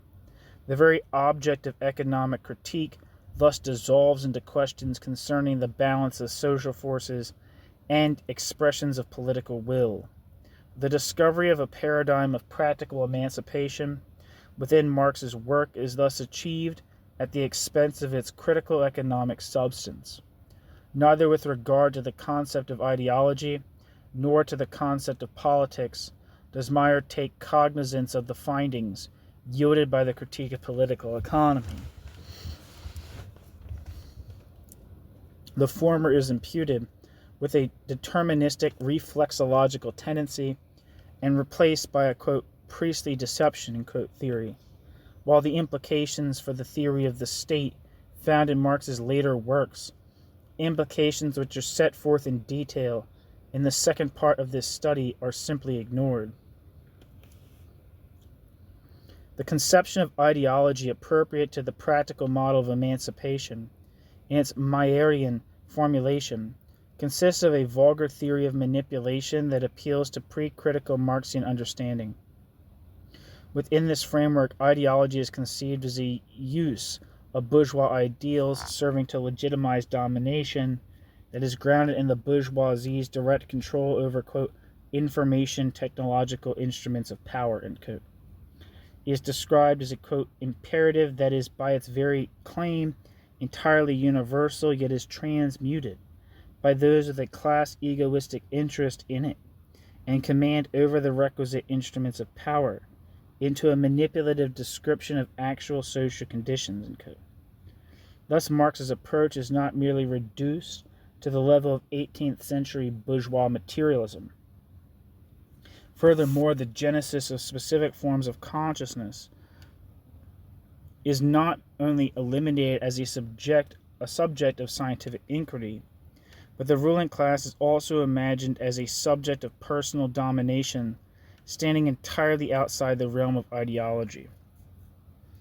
Moreover, Meyer's thesis that cognitive change here precedes institutional change is itself untenable on imminent grounds, while the notion of an external ideologization of the masses necessarily presupposes that the ideologues themselves possess a grasp of reality. The dissemination of this insight which ultimately can only be expected from, quote, class traders within the bourgeoisie, in turn presupposes a restructuring of the, quote, information technological instruments of power, unquote, a genuine, quote, institutional framework condition, unquote. The restoration of selectively adopted aspects of Marx's early work, to the detriment of findings yielded by his research process since the Grundrisse, also colors Mayer's reconstruction of Marx's supposedly alternative conception of science. According to Mayer, Marx criticized political economy as a, quote, unsocial science, unquote, because it uncritically took as its premises the laws of the capitalist mode of production, laws which from a moral standpoint are, quote, inhuman. Thus it is not the scientific status of political economy itself that is at issue, but solely its dispassionate description of an inhuman reality. In doing so, Mayer selectively draws upon statements from Marx's early works, statements that still unreservedly attest to the scientific character of classical political economy, and which do not even cast doubt upon its capacity to explain phenomena that appear to contradict the principles of the labor theory of value. However, Mayer makes no mention of the fact that Marx later abandoned this stance, and for good reason, nor does he mention the programmatic vision already present in the Paris manuscripts of a critical genetic reconstruction of political economy as the science of the, quote, inner bond of bourgeois society. Unaffected by this omission is his assertion that, within the context of the workers' movement, Marx criticized competing approaches, such as those of Proudhon or Lassalle, driven by a practical impetus that regarded the, quote, insights and judgments of his science, and, quote, as a, quote, essential prerequisite, and, quote, for the success of the revolution. Mayer is thus certainly able to demonstrate that a practical model of emancipation can indeed be found in Marx.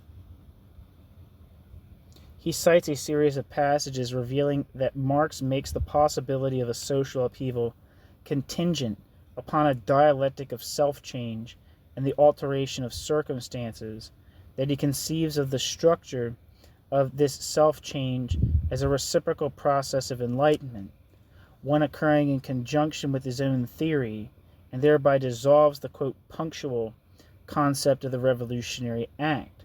Quote, you have to undergo 15, 20, 50 years of civil war in order to change the conditions and to qualify yourself for rule, end quote.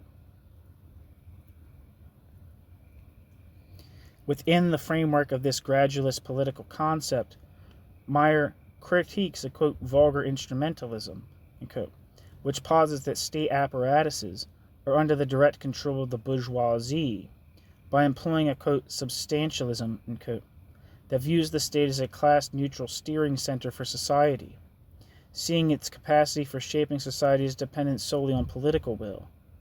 Mayer reformulates Marx's reflection on the contradictory structure of democratic constitutions, featuring universal suffrage into the thesis that, at the political level, quote, the economic constitution of society itself is open to alteration, end quote. Left unaddressed in this analysis is the fact that, around 1850, Marx still held vague notions regarding the problem of the proletariat's, quote, seizure of power.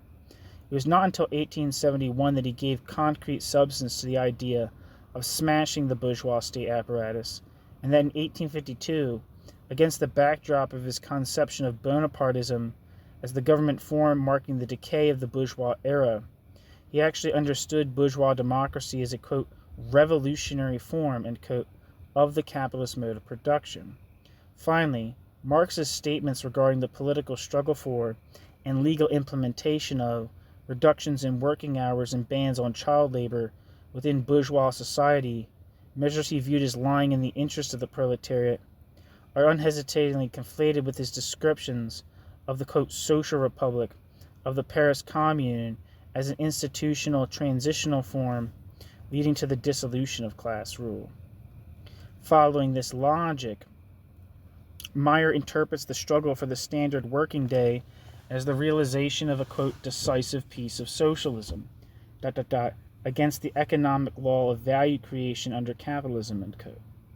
The fact that Marx conceives of statutory regulations, such as the standard working day, as the basis for a, quote, space for human development, end quote, one that prevents the working class from plunging into a, quote, state of extreme degradation, end quote, is on the basis of the misleading characterization of welfare state regulation as the, quote, political economy of the working class, end quote, reinterpreted as an evolutionary schema for the emergence of socialism within capitalism.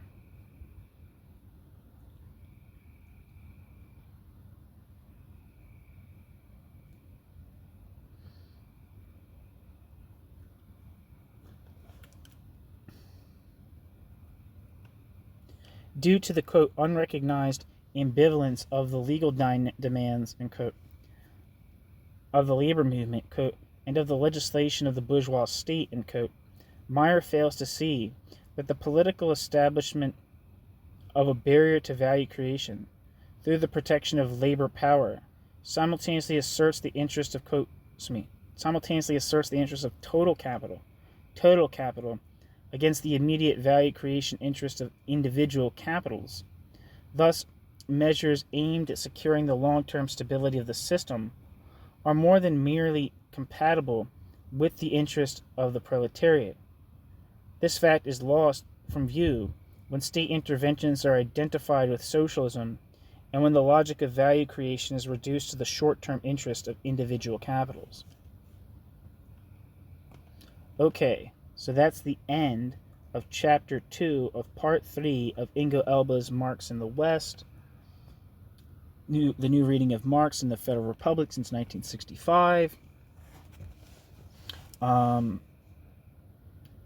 Part 3 of the book is titled The Crisis of Revolutionary Theory, and Chapter 2 is titled Practical Model of Revolution versus Critique of Political Economy. Thank you so much for listening.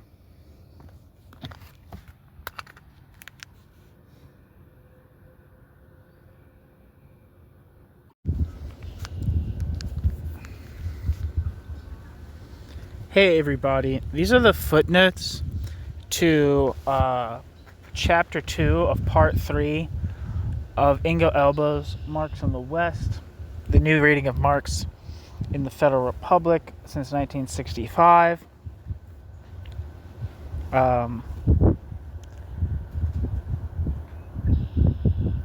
Part 3 of the book is titled The Crisis of Revolutionary Theory, and Chapter 2 is titled Practical Model of Revolution versus Critique of Political Economy. So here we go. Footnote 2. Let me increase the size of this text here.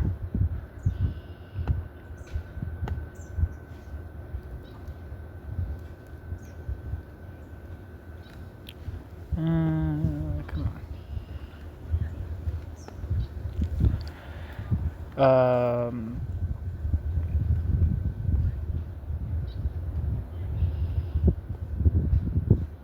Footnote 2. Georgi Marcus observes in Marx's Capital a, quote, translation of the practical goals of theory into the language of a theoretical determinism, end quote. Marcus. For a comparison of the early and late works in this regard, see Marcus 1980. Footnote. Mega, cited in Mayer 1973. Marx further states, quote, insofar as philosophy, as will, turns itself outward against the world of appearances, the system is reduced to an abstract totality, i.e., it has become one side of the world to which another stands opposed. End quote.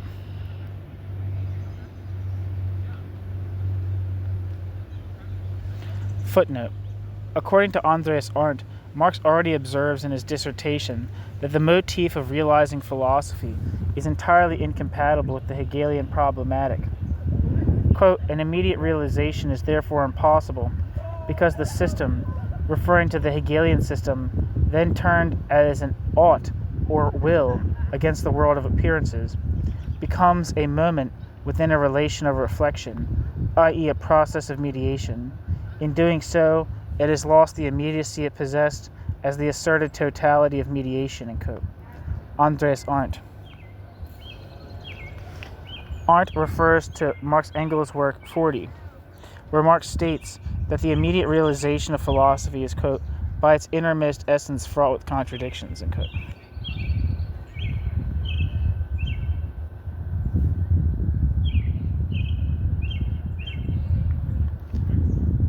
Footnote 20. Quote, it must be added that the evidently poor wine grower possesses neither the time nor the education to describe his conditions, that therefore the poor wine grower cannot speak, end quote. Mega, cited in Meyer, 1973.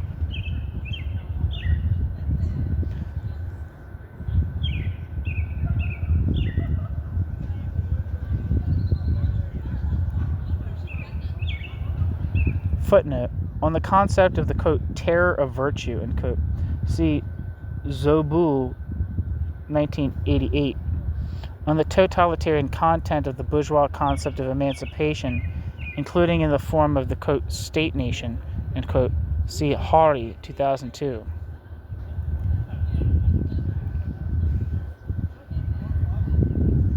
Footnote 50.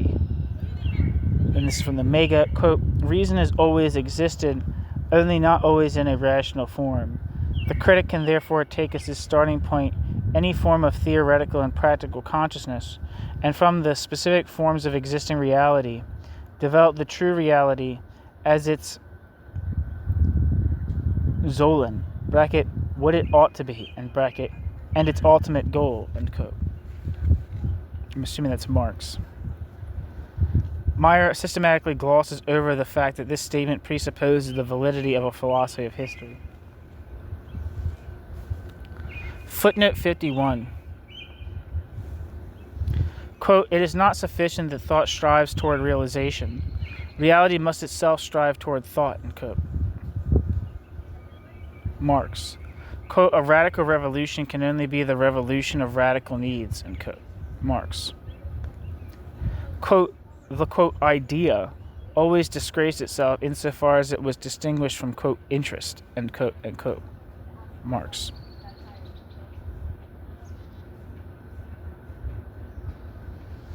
Footnote. See also Taylor, 1997, according to whom Hegel's concept of the Pöbel, bracket, rabble, in bracket, does not view the proletariat as a, quote, organic estate, end quote, of civil society, but rather, quote, as an avertible catastrophe, end quote.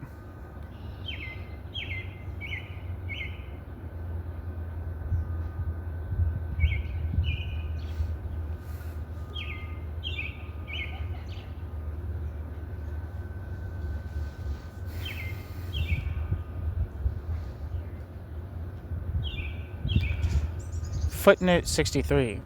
This is a common combination of the, quote, jeopardy thesis, popular in the, quote, rhetoric of reaction, end quote, parenthesis, that revolution endangers standards of civilization once achieved, end parenthesis, with the, quote, futility thesis, end quote, parenthesis, that all attempts at radical change are in vain because human nature is unchangeable and all essential social institutions spring from it, end parenthesis. Footnote. Quote, nobility breaking forth from among these worn-out people, end quote. Mega. Footnote 66. The workers have shown themselves to be, quote, remarkably receptive, end quote, to Feuerbach's critique of philosophy. And that quote is from Mega.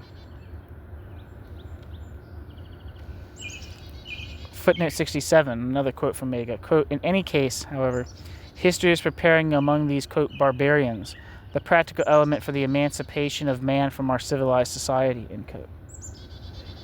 I'm assuming that's Marx.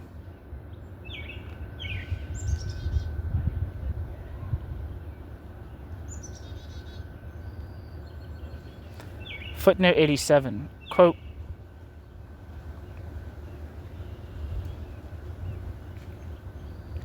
the question of alienation consists solely in whether the subject relates to things in the mode of present producing or of past having produced, end quote. Hess.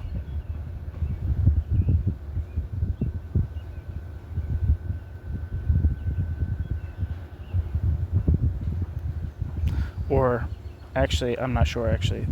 I think it could be Hess cited in Meyer, or just Meyer himself.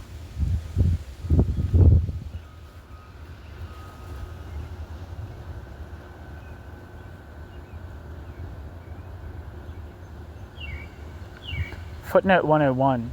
Marx supposedly assumes that in order to overcome religious alienation, quote, critical insight alone must suffice, end quote.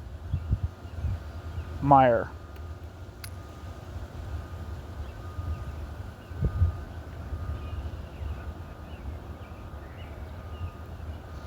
Footnote 116. The height of absurdity is reached, however, when Meyer goes so far as to criticize the idealism of the manuscripts, an idealism of his own invention, as an overestimation of the, quote, possible scope of attitude changes, end quote. Meyer, 1973.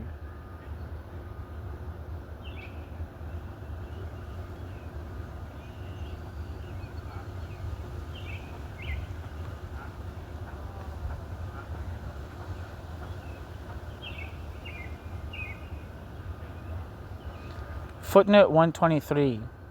However, even in the manuscripts, Marx already elaborates in detail on class-specific asymmetries between the bourgeoisie and the proletariat. Footnote 126, quote, it is possible that spiritual and material servitude becomes conscious to the people as an evil only when it appears in its most unbearable form, end quote. Hess. As in Moses Hess. Footnote 134, Mega, quote, finally, the wage, already reduced to a minimum, must be reduced even further in order to withstand the new competition. This then necessarily leads to revolution, end quote. Mega, cited in Meyer, 1973. Footnote, quote, it is not a question of what this or that proletarian, or even the whole proletariat at the moment regards its aim. It is a question of what it is and what, in accordance with this being, it will historically be compelled to do, end quote. Marx Engels Werke.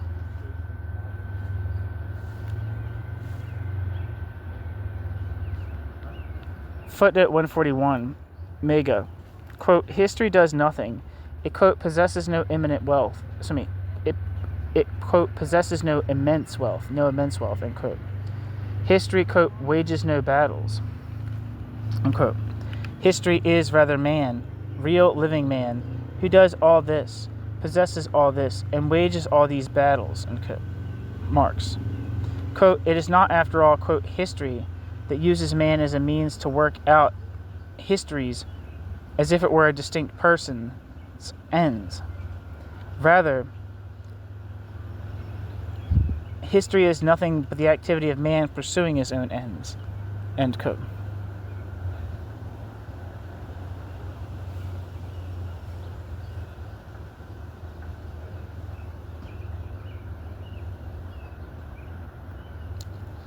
Footnote. However correct this may be with regard to emancipatory action, this assertion proves equally incorrect and rationalistic when generalized into a constitutive theory of the social. See in this regard the critique of Marx's early nominalist critique of Hegel in Kittsteiner 1980, Koenig 1981, and Pistone 2003.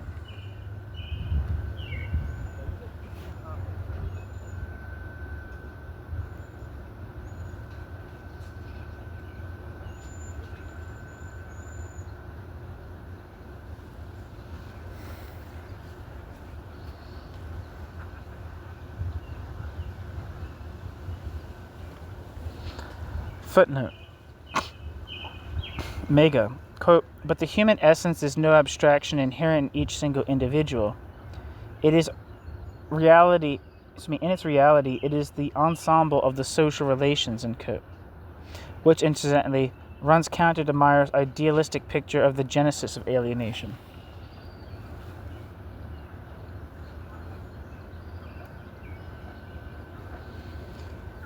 Footnote. Quote, the class becomes autonomous once again vis-a-vis the individuals, such that the latter find their conditions of life preordained, have their position in life, and thereby their personal development assigned to them by the class and are subsumed under it. End quote.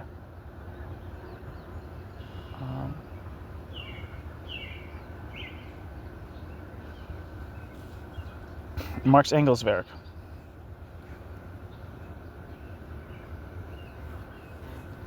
So I'm assuming that's Marx. Footnote 160. However, Mayer's thesis must be corrected to the extent that the theory of deficiency emerges as a lasting premise from Marxian social theory, only if it is specified in terms of the theory of immiseration.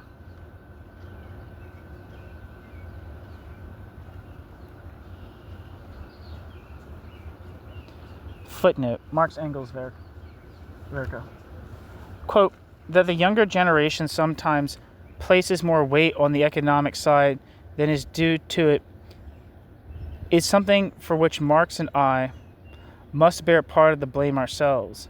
In opposition to our adversaries, we had to emphasize the main principle, which they denied, and in doing so, there was not only the time, place, or opportunity to give due weight to the other moments involved in the interaction. End quote, Engels.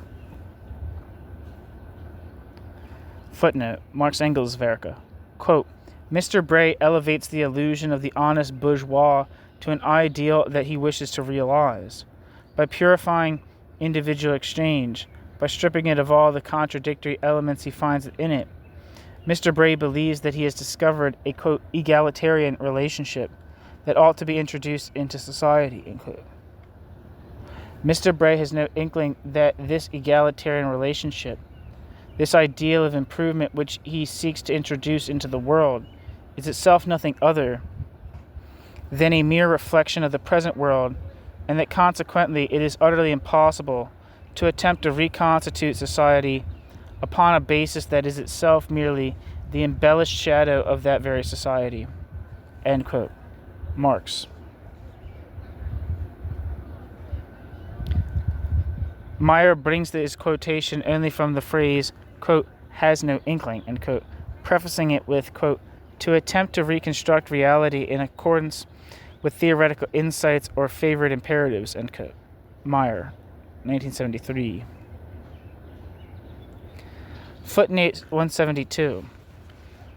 Moll and Zieferle, in particular, will demonstrate that neither alienation nor immiseration by any means automatically destroy this semblance. Footnote 173, quote, that both for the mass production of the communist consciousness and the realization of the cause itself, a mass alteration of people is necessary, which can only take place in a practical movement, in a revolution that, therefore, revolution is necessary not only because the ruling class cannot be overthrown in any other way, but also because the class overthrowing it can only succeed in ridding itself of all the old muck and becoming capable of a new foundation of society in a revolution. End quote. Mega, cited in Meyer.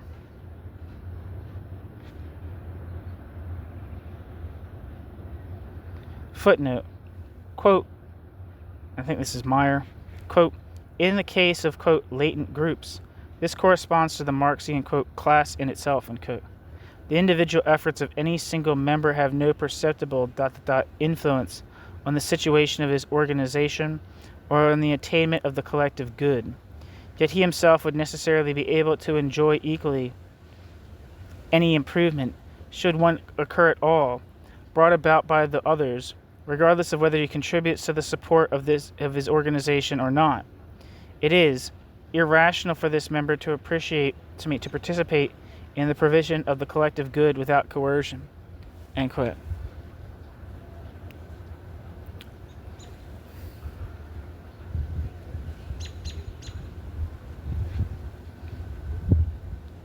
And that quote is from Meyer. Footnote, quote from the Mega, quote, the state can and must say, I guarantee the law against all contingencies. The law alone is immortal within me, and therefore I demonstrate to you the mortality of crime by abolishing it.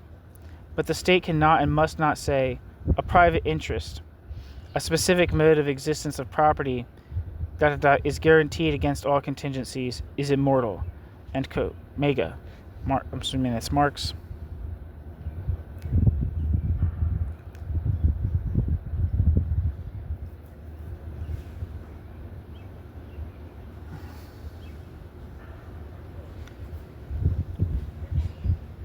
Footnote. Quote, thus it is precisely the political state which in all its modern forms embodies the demands of reason.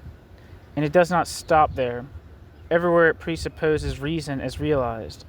Yet everywhere it simultaneously falls into the contradiction between its ideal determination and its real presuppositions. End quote.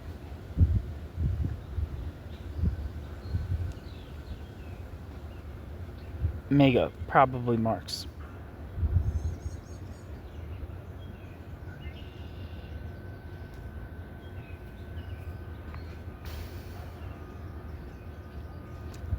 Footnote. The state, quote, rests upon the contradiction between general interest and particular interest. ... If the modern state wished to abolish the impotence of its administration, it would have to abolish present-day private life. If the state wished to abolish private life, it would have to abolish itself, for it exists only in opposition to the latter. End quote.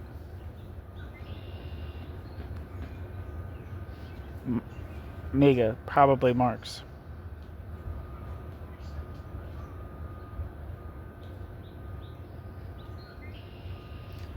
Footnote 193. Popper terms this procedure, whatever procedure that is, the projection of normative objectives onto reality in order to subsequently to be able to claim that one's own objectives were not chosen, called moral act of decision, but rather scientifically discovered on the basis of historical tendencies inherent in the object of inquiry, quote, moral futurism, end quote. Popper. Footnote 197. Meyer ignores the fact that Marx subjects to revision the thesis, still virulent in the German ideology, regarding the primacy of productive forces in the process of historical development.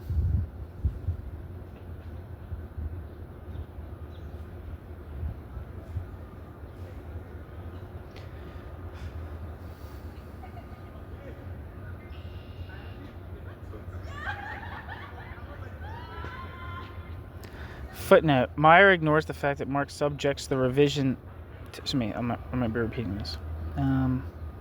Meyer ignores the fact that Marx subjects to revision the thesis still virulent in the German ideology regarding the primacy of productive forces in the process of historical development. Footnote 198. Quote, a new revolution is possible only in the wake of a new crisis, end quote. Quote, but it is also just as certain as the latter, end quote. Marx, Mega, cited in Meyer 1973. Footnote. For the oscillation between a deficiency theory and a historico-metaphysical apotheosis of the proletariat, Meyer offers convincing textual evidence.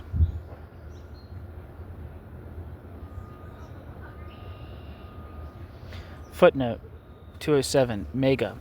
Quote, the thoughts of the ruling class are in every epoch the ruling thoughts, i.e. the class which is the ruling material power of society is at the same time its ruling, quote, spiritual power.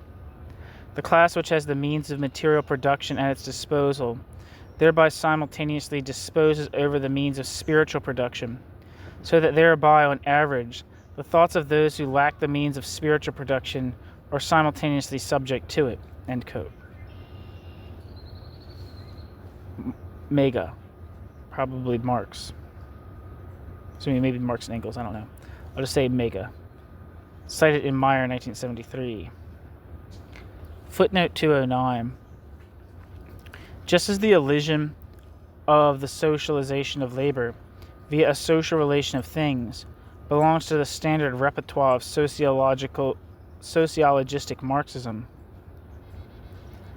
parenthesis, serving to flatten the subjectless form of economic domination into a personal one, in parentheses. So too is the theory of priestly deception, the consequence of this elision in terms of ideology theory, given that ideology in capitalism finds its genesis in this objective mediation. C. Here engaging with Habermas's elimination of objectively mediated domination and the Marxian concept of ideology.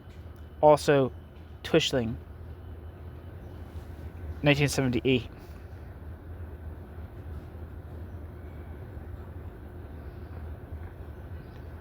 Footnote.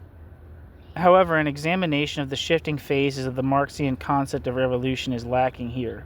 And I don't know where here is. It's probably in Meyer's text. But specifically on what topic, I'm not sure.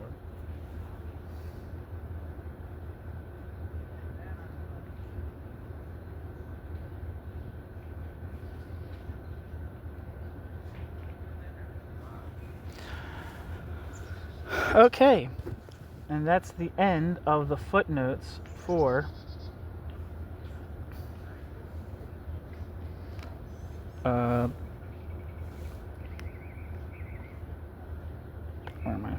The footnotes for Chapter 2 of Part 3 of Ingo Elbe's Marx in the West, Western Marxism, not Western Marxism, Marx in the West, the new reading of Marx in the Federal Republic since 1965, Part 3 of the book, and the final part of the book is titled The Crisis of Revolutionary Theory. Chapter 2 of Part 3 is titled Practical Model of Revolution versus Critique of Political Economy. Thank you so much for listening.